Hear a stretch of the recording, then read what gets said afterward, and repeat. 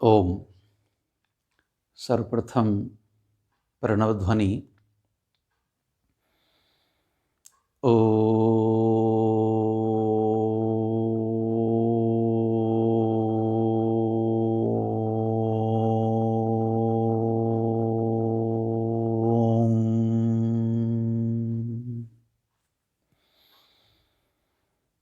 प्रवर पवित्र आत्माओं, वैदिक ज्ञान विमर्श के इस अभियान में आप सभी का अभिनंदन है, स्वागत है। जीवन एक सरल पथ,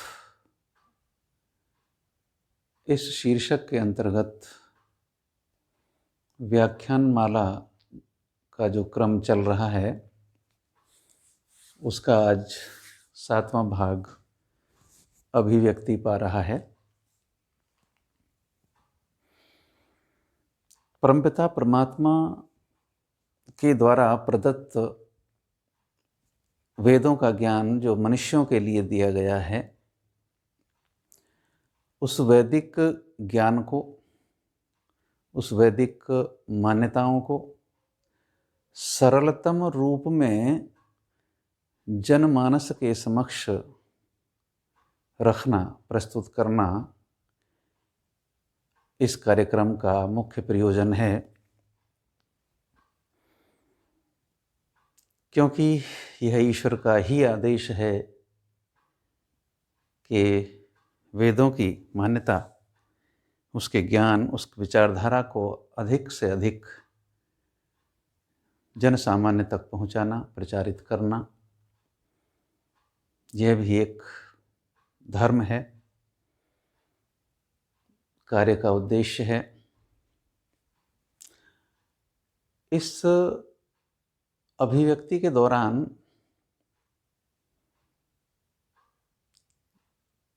हमारा लेश मात्र भी कोई ऐसा उद्देश्य नहीं है कि किसी की भावनाओं, किसी की विचारधारा, किसी की आस्था को कोई ठेस पहुंचाई जाए। हाँ, किंतु सत्य का प्रतिपादन करना तो अवश्य ही अपना लक्ष्य है, और सत्य के प्रतिपादन में कहीं कुछ इस प्रकार की स्थिति बनती है तो वह स्वाभाविक है, क्योंकि सत्य के ग्रहण करने और असत्य के त्यागने के लिए सभी मनुष्यों को सदैव ही उद्यत रहना चाहिए, तैयार रहना चाहिए। यह एक जीवन का परम परिशोधित सूत्र है। महर्षि स्वामी दयानंद सरस्वती, जो आधुनिक युग के महान ऋषि हुए हैं, वेद की विचारधारा को सर्वजन, संपूर्ण मानवता के समक्ष प्रस्तुत करने के लिए वे अपना सर्वस्व न्यौछावर कर चुके। बस उन्हीं का वह पथ, उसी पर चलने का आग्रह है, प्रयास है, क्योंकि हमारे स्वरूप की स्थिति महर्षि स्वामी दयानंद सरस्वती के मानस पुत्र होने की ही स्थिति है। उसी के प्रयास में अग्रसर हैं। सर्वंतर्यामी, सर्वरक्षक परमपिता परमात्मा ऐसी सामर्थ्य और ऐसी बुद्धि प्रदान करे कि अपने इस कार्य और उद्देश्य की पूर्ति के लिए हम निरंतर आगे बढ़ते रहें। हाँ, तो पवित्र आत्माओं, ईश्वर के प्रति मनुष्य का दृष्टिकोण क्या है? पृथ्वी भर के सभी मनुष्यों का ईश्वर के प्रति कैसा वैचारिक धरातल है? इस दृष्टिकोण से सभी मनुष्यों को 4 भागों में बांटा गया है। 4 प्रकार की स्थितियां या श्रेणियां उनकी बनती हैं। यह एक आप पुरुष विद्वान का आकलन है। पहली श्रेणी में वे लोग आते हैं जो ईश्वर को न तो मानते हैं न जानते हैं। शब्दों को पकड़ने का प्रयास करना है।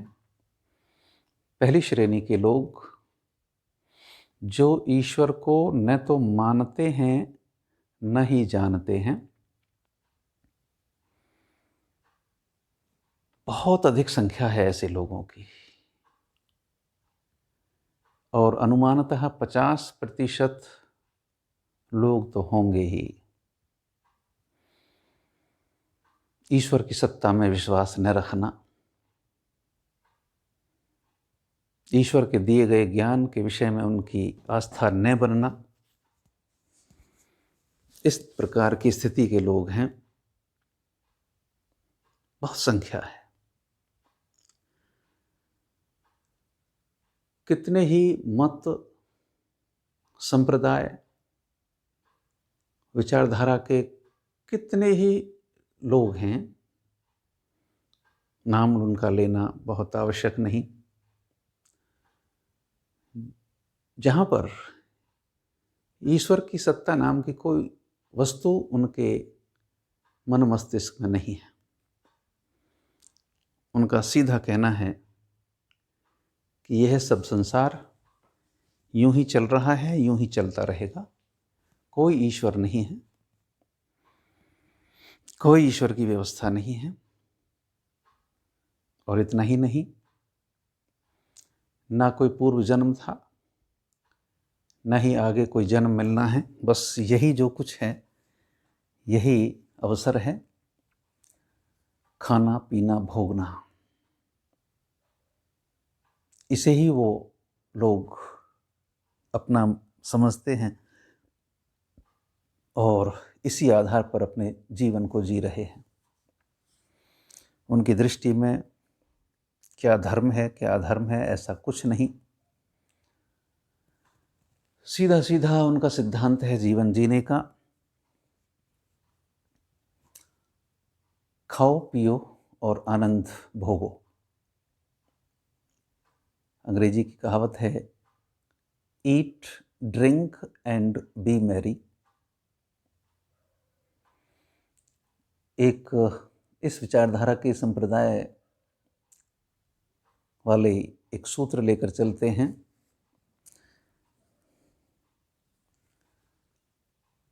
यावत् जीवेत सुखम जीवेत, ऋणम कृत्वा घृतम पिबेत, भस्मीभूतस्य देहस्य पुनरागमन कुतः। बस सीधा सीधा यही भाव उनका निकलता है कि जब तक जियो सुखपूर्वक जियो, खाते रहो, पीते रहो, भोग करते रहो। ऋण लेकर भी भोग के साधन खड़े करने पड़े तो भी करते रहो। यह शरीर, यह जीवन एक दिन भस्मीभूत हो जाएगा, मिट्टी में मिल जाएगा, फिर किसे आना है। ऐसी उनकी विचारधारा है। और इस मान्यता में जीने वाले बहुत बहुत लोग हैं।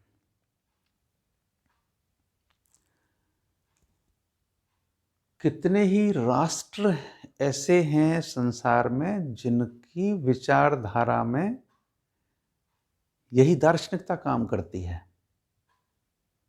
पूरे देश की ही विचारधारा इस तरह की है जहाँ पर ईश्वर नाम की सत्ता का कोई स्थान नहीं है। बहुत बहुत सभ्य लोग भी, जिन्हें आधुनिक भाषा में हम सभ्य कहें, उनके जीवन में भी देखते हैं कि आध्यात्मिकता नाम की कोई वस्तु नहीं है। 3 तत्व हैं, 3 पदार्थ हैं इस संसार में जो अनादि हैं, ईश्वर, जीव और प्रकृति। और हम देखते हैं कि हमारे शिक्षणालयों में, विद्यालयों, विश्वविद्यालयों में इन तीनों तत्वों में से केवल पहले तत्व से संबंधित ही अध्ययन अध्यापन कराया जाता है। प्रकृति क्या है, उसके मूल पदार्थ क्या हैं, उसे मनुष्य के लिए कैसे उपयोगी बनाया जा सकता है, नए नए आविष्कार, अनुसंधान होते रहते हैं। अधिसंख्य लोग इसी में लगे रहते हैं। बड़े बड़े वैज्ञानिक, विज्ञानवेत्ता निरंतर सतत इसी में श्रम करते रहते हैं। ईश्वर क्या है, आत्मा क्या है, ईश्वर का स्वरूप क्या है, क्या उसकी व्यवस्था है, क्या उसकी व्यवस्था के कोई नियम हैं, इन दोनों तत्वों की ओर तो उनका ध्यान जाता ही नहीं, और यह ना ही किसी पाठ्यक्रम में सम्मिलित किया गया है।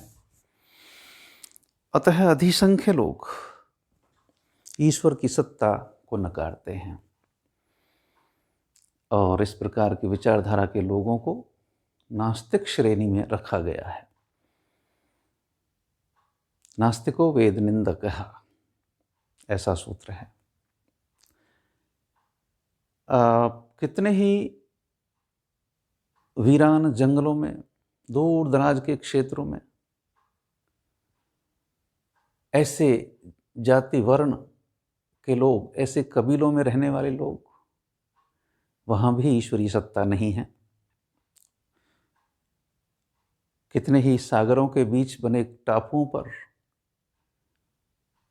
कितने ही जातियों के, कबीलों के इस तरह के लोग रहते हैं, आदिवासी, वनवासी,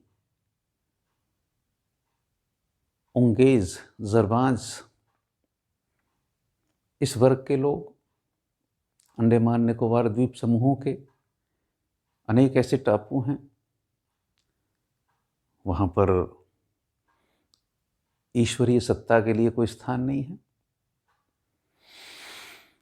और जिन्हें हम आधुनिक अपने इस वर्तमान प्रगतिशील, प्रगति प्राप्त संसार में जिन्हें हम सभ्य लोग कहते हैं, उनके जीवन के अंदर भी झांक कर देख लीजिए, ईश्वर की सत्ता का वहाँ पर कितना प्रभाव है।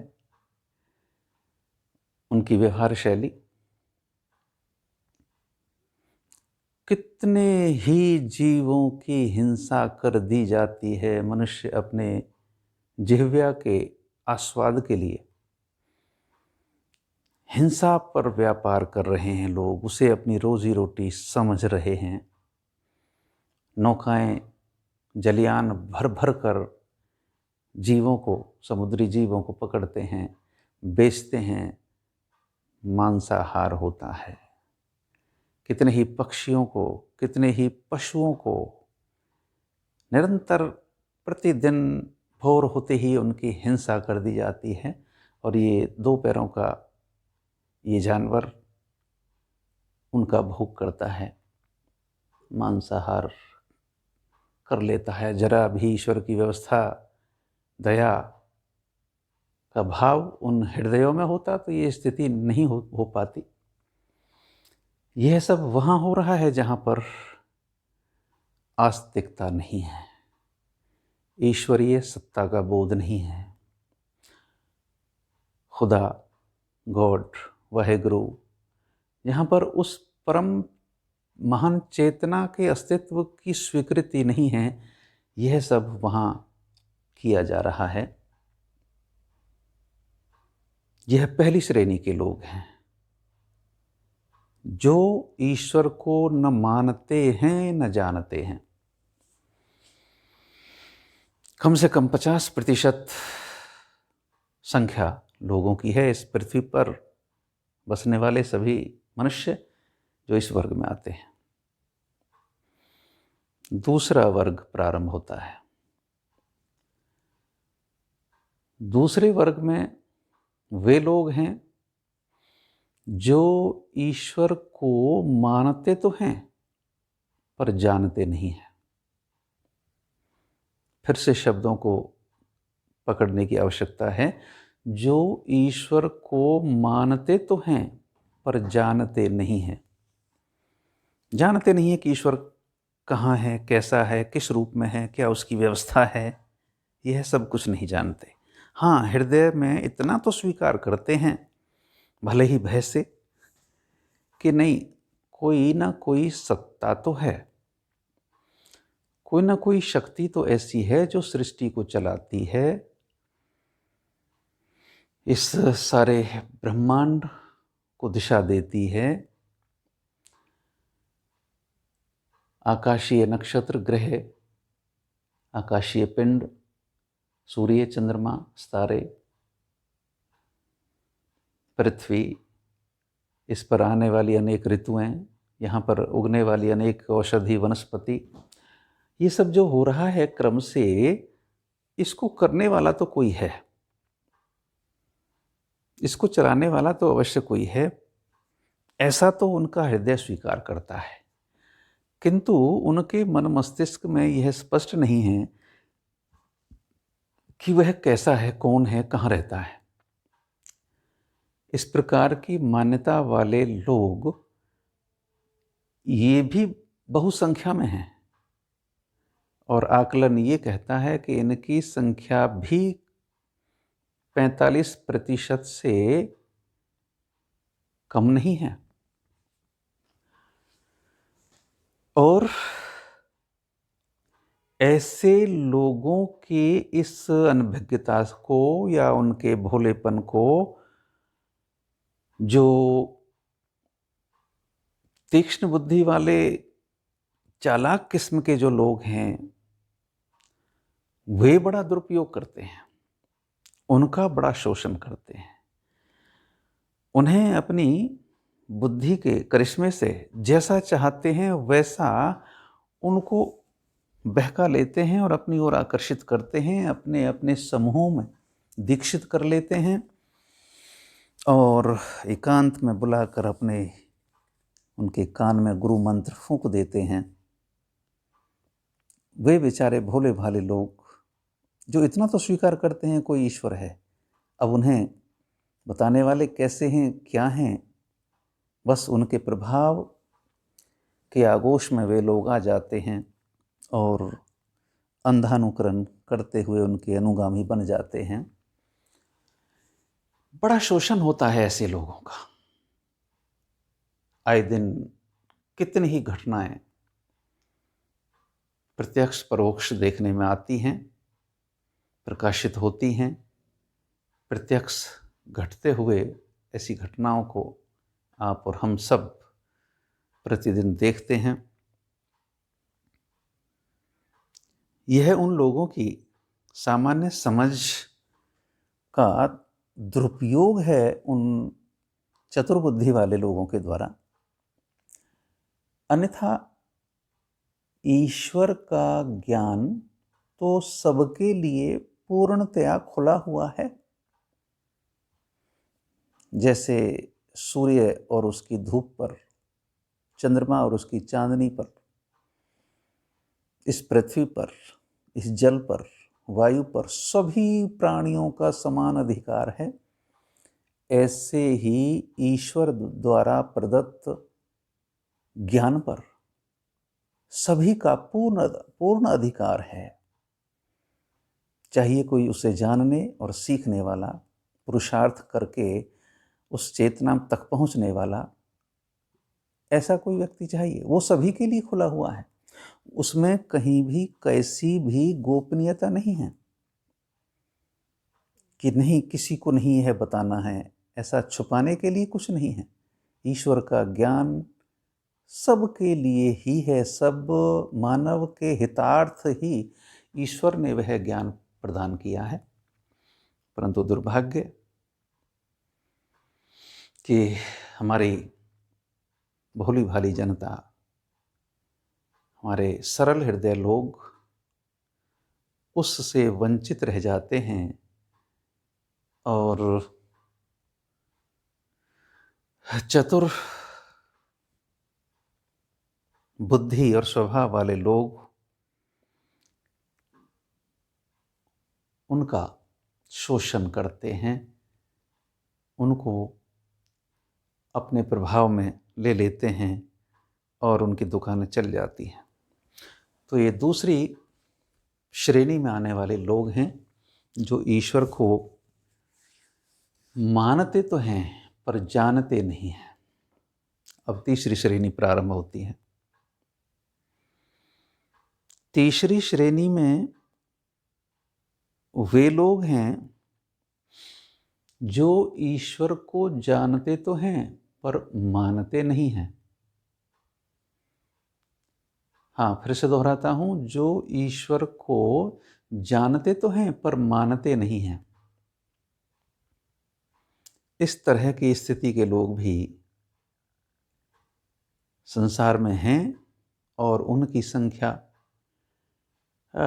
लगभग 3% है। क्या अभिप्राय हुआ? जानते तो हैं पर मानते नहीं। जी हाँ, ऐसे लोगों से बात कीजिए। उन्होंने स्वाध्याय किया है, वैदिक विद्वानों का सत्संग किया है, प्रवचन सुने हैं, स्वयं अध्ययन किया है। वे शाब्दिक तौर पर तो जान गए हैं, समझ गए हैं, अर्थात शाब्दिक ज्ञान उन्हें है। जैसे उनसे बात करें हम, हाँ जी, क्या आप ईश्वर की सत्ता में विश्वास रखते हैं? तो बताएंगे जी हाँ, ईश्वर है। फिर पूछें, अच्छा ईश्वर है तो ईश्वर एक है या कई हैं? बताएंगे कि नहीं, ईश्वर एक है, कई ईश्वर कैसे हो सकते हैं? ईश्वर एक है। बड़ा अच्छा जानते हैं। आगे पूछते हैं उनको, ईश्वर एक है तो वह जड़ है या चेतन? उनका उत्तर होगा, ईश्वर चेतन है, जड़ क्यों होता? ऐसा वो बोलते हैं, बतलाते हैं। चलिए ठीक है, ईश्वर एक है, ईश्वर चेतन है, तो ईश्वर निराकार है या साकार है? वो फिर उत्तर देते हैं कि ईश्वर निराकार है, उसका कोई आकार नहीं। बहुत अच्छा जानते हैं, प्रकट कर रहे हैं, बतला रहे हैं। आगे फिर पूछें उन्हें, क्यों जी, वह ईश्वर जो एक है, चेतन है, निराकार है, वो फिर एक स्थान पर रहता है या पूरे ब्रह्मांड में सब स्थानों पर रहता है? तो फिर उनका कहना होगा कि ईश्वर सर्वव्यापक है, हर स्थान पर रहता है। यह भी बहुत ही अच्छा उत्तर उन्होंने दिया कि ईश्वर सर्वव्यापक है, संपूर्ण ब्रह्मांड में समाया हुआ है। तो यहाँ तक सब कुछ ठीक जाने हुए हैं। आगे फिर पूछें उन्हें कि जो ईश्वर एक है, चेतन है, निराकार है, सर्वव्यापक है, तो वो कुछ करता भी है या बस यूं ही बना रहता है?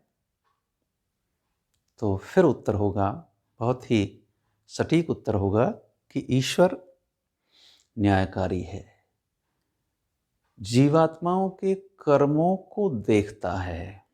न केवल देखता है अपितु उनका न्यायपूर्ण तरीके से फल भी देता है।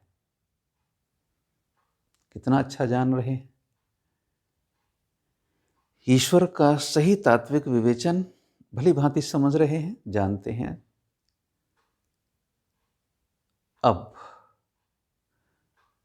फिर पूछते हैं कि जब ईश्वर सर्वव्यापक है, मनुष्य के किए गए कर्मों का फल अवश्य ही देता है, तो क्या हमने बुरे कर्म करने, पाप कर्म करने छोड़ दिए हैं? यहां आकर मौन हो जाते हैं। क्या हमने असत्य बोलना छोड़ दिया है? क्या हमने बेईमानी करनी छोड़ दी है? क्या हमने क्रोध करना छोड़ दिया है? जब ईश्वर सर्वव्यापक है तो वह हमारे कर्मों को देखता है। हमारे कर्मों को देखता है तो न केवल देखता है, हमें उसी के अनुसार फल भी देता है।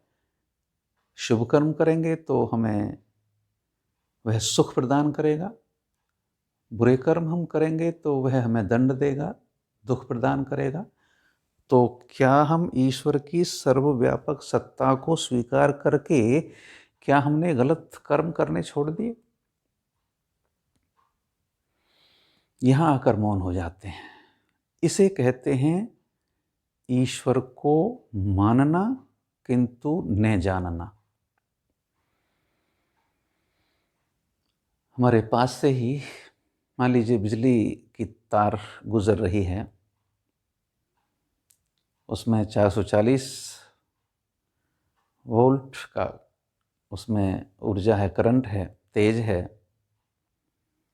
जब हमें यह मालूम है तो क्या हम उस तार को हाथ से स्पर्श करेंगे? नहीं करेंगे। तो हम जानते तो हैं और यहां पर हम मान भी रहे हैं। इसे कहते हैं जानना। जो कुछ हम जानते हैं, यदि वह हमारे व्यवहार में उतर जाता है, क्रियान्वित होता है, तो इसे कहते हैं जैसा जानते हैं वैसा मानते हैं। किंतु यहाँ तो स्थिति ऐसी नहीं है। ऐसी मनः स्थिति के लोग इस तीसरी श्रेणी में आते हैं, अर्थात जो ईश्वर को जानते तो हैं पर मानते नहीं हैं। ये तीसरी श्रेणी के लोग हैं। अब आगे बढ़ते हैं। चौथी श्रेणी में वे लोग हैं जो ईश्वर को जैसा जानते हैं वैसा मानते भी हैं। ईश्वर को जिस रूप में जानते हैं, ईश्वर के जिस आदेशों को हृदय से स्वीकार करते हैं, उनका अक्षरशः पालन करते हैं, अपने जीवन में उतारते हैं। बड़े बड़े ऋषि, महर्षि, तपस्वी, बड़े आदर्श पुरुष, जीवन के नैतिक मूल्यों को स्वीकार करने वाले, मानवीय शीर्ष गुणों को अपनाने वाले ऐसे लोग हैं, किंतु इनकी संख्या बहुत कम है।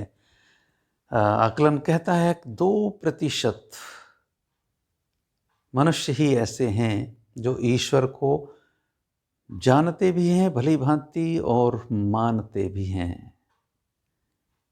इसी सूत्र क्रम को पकड़कर उनका जीवन आगे बढ़ता है और वे ही लोग, ऐसे ही लोग अपने जीवन के चरम लक्ष्य की ओर निरंतर आगे बढ़ रहे हैं। क्योंकि संसार में रह रहे हैं, सांसारिकता को भी निभाते हैं। अब इस प्रकृति के तत्व द्वारा सृजित इस शरीर में रहते हैं, तो इस शरीर के पालन पोषण के लिए जो ईश्वर ने साधन दे रखे हैं उनका भी वो प्रयोग करते हैं, किंतु उनका प्रयोग सांसारिकता को निभाते हुए भी अपना लक्ष्य वहीं रखते हैं, ईश्वर का उत्तम आनंद पाना है, मोक्ष प्राप्त करना है। इस कार्य के लिए ऋषि महर्षियों ने जिस रास्ते का अनुगमन करने का निर्देश दिया है, उस रास्ते पर वे लोग चलते हैं।